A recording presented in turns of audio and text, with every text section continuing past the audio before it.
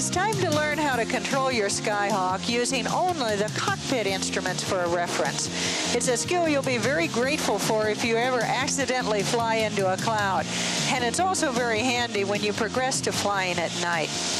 Now, there's three primary things that you monitor when you're flying instruments: your pitch attitude, your bank angle, and your power setting. Depending on the maneuver that you're doing, you may look at different flight instruments in order to monitor those items. Now, as you already know, the attitude indicator gives you a good overall view of the airplane's attitude, whether the nose is pitched up or pitched down, whether you're in a bank to the right or to the left.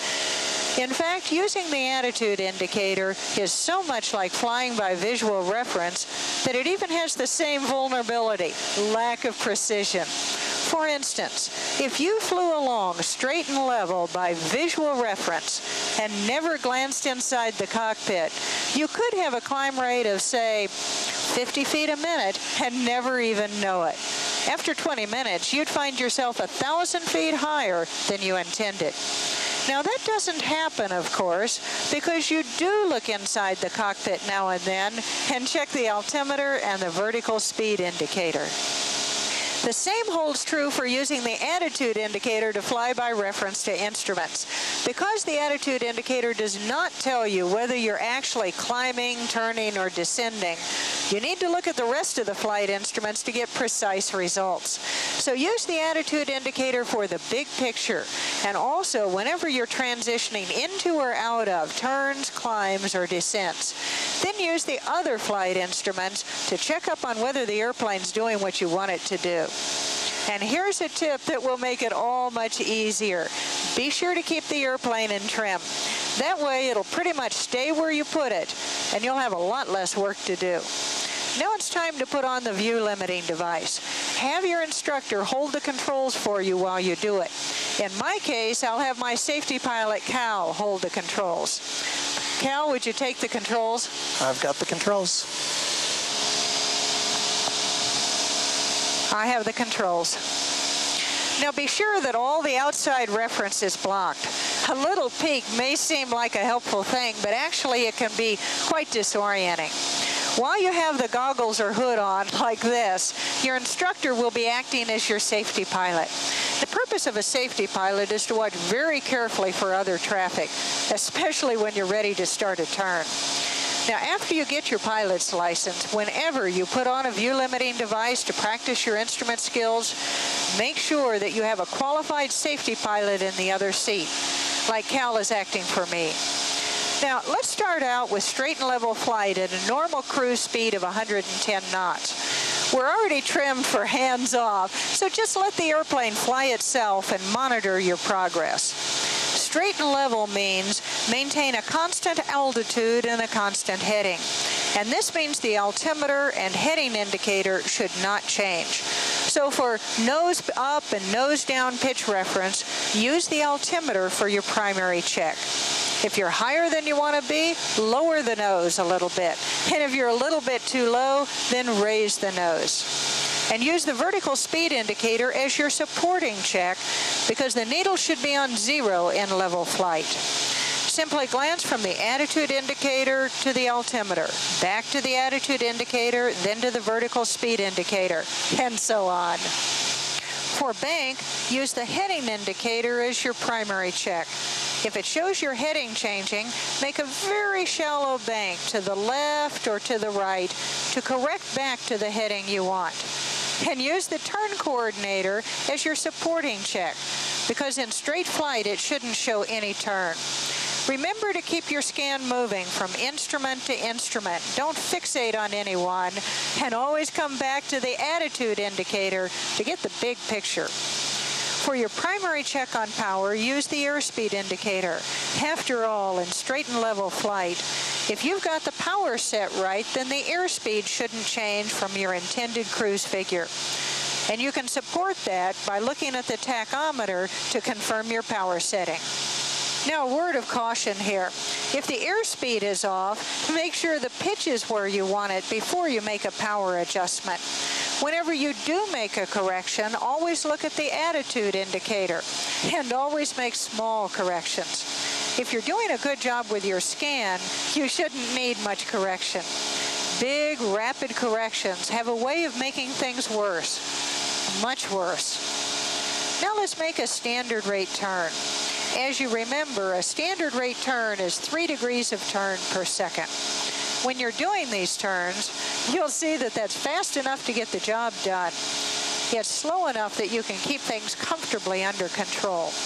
Cal, would you check traffic to the left for me, please? You're cleared left. My safety pilots cleared me for a turn to the left, so let's roll into it by watching the attitude indicator. Now at 110 knots, I've learned it should take a little less than 17 degrees of bank to produce a standard rate turn. You can't read the bank indication that closely, so I'll just put it on the fat side of 15 degrees here, and I'll also add a slight bit of back pressure, just as we've been doing in visual turns. Once the turn is started, I'll look at the turn coordinator for primary confirmation that the bank angle is okay. Now what the turn coordinator really tells you is your rate of turn and not your bank angle.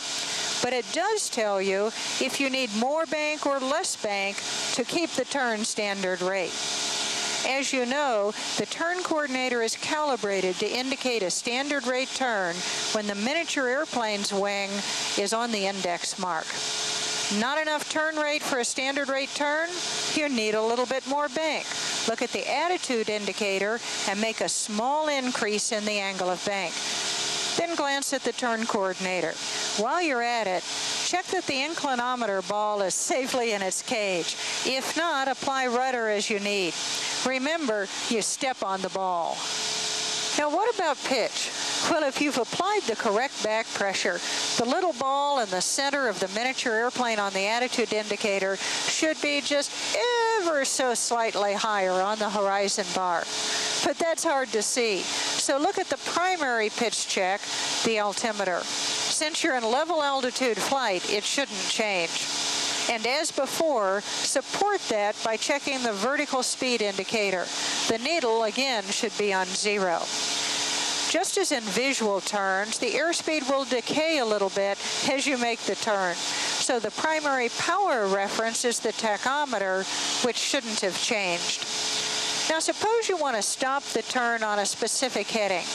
Let's say north. This means you'll have to include the heading indicator in your scan, but don't lock onto it and neglect everything else. After a couple of glances, you'll kind of get a feel for how fast it moves, and you'll find there's plenty of time to keep checking everything else. Now, a rule of thumb that's been around for years says to start rolling the wings level when the number of degrees still left to turn is about half the number of degrees of your bank angle. Since we've got a bank angle of a little more than 15 degrees, when we're about 8 degrees from north or 360, we'll look at the attitude indicator and start rolling the wings level.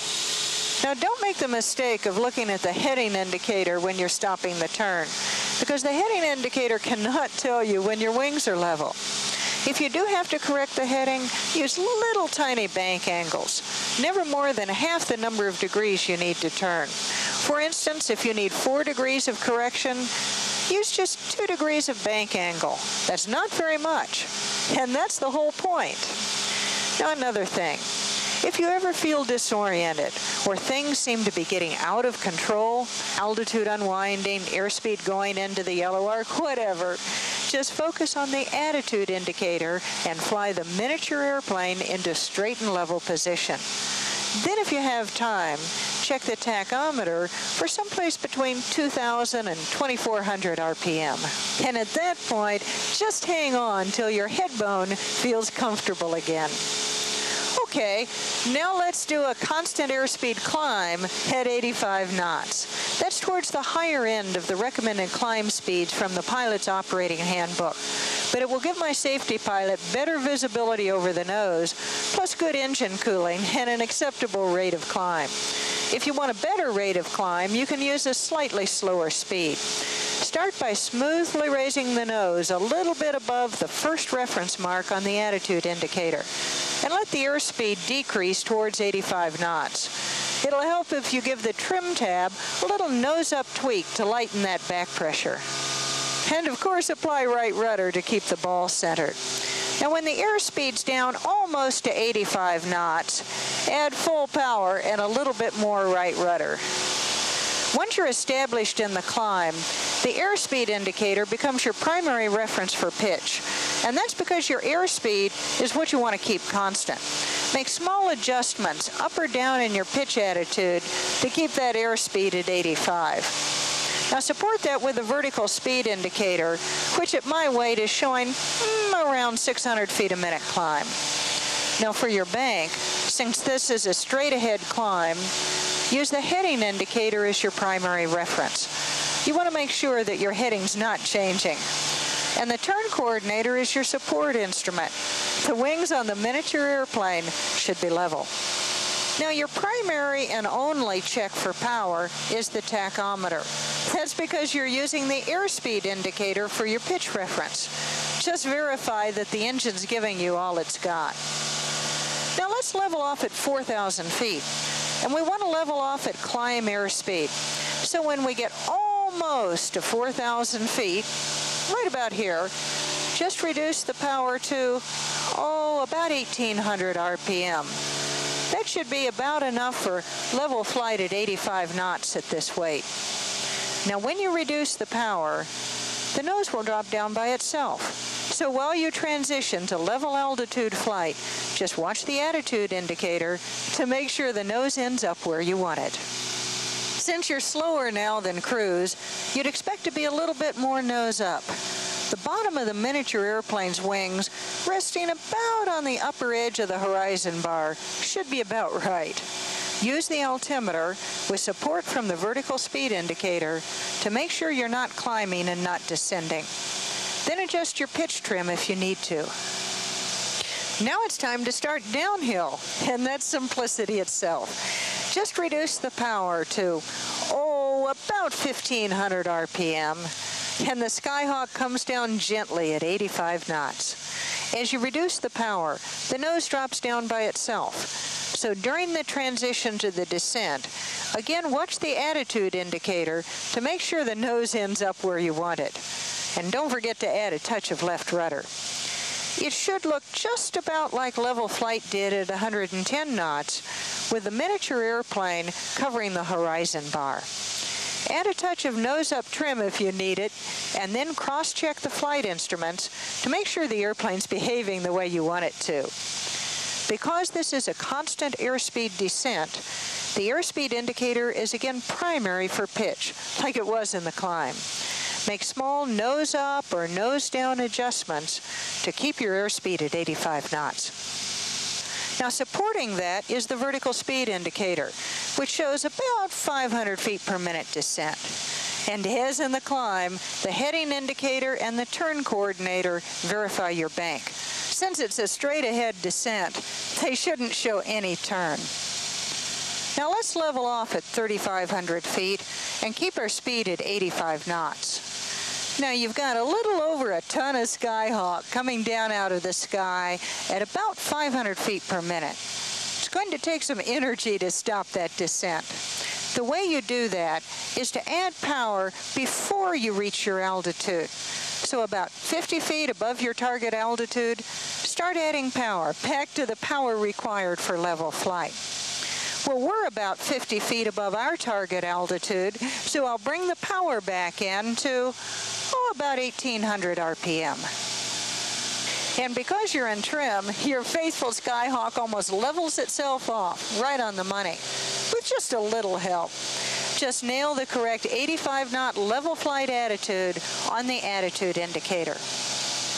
Cal, would you take the controls? I've got the controls. What do you know? It is a pretty day out there. I have the controls. So that's about all there is to basic instrument flying. Just remember, use the attitude indicator for the big picture and to transition into and out of climbs, turns, and descents. Then monitor the airplane's performance using the other flight instruments. But remember to keep your scan moving and don't fixate on any one instrument. And if you keep the airplane trimmed correctly, it's all much easier. So now you have an emergency skill you can use if you ever get caught in bad weather. And it's also a handy tool for when you start flying at night.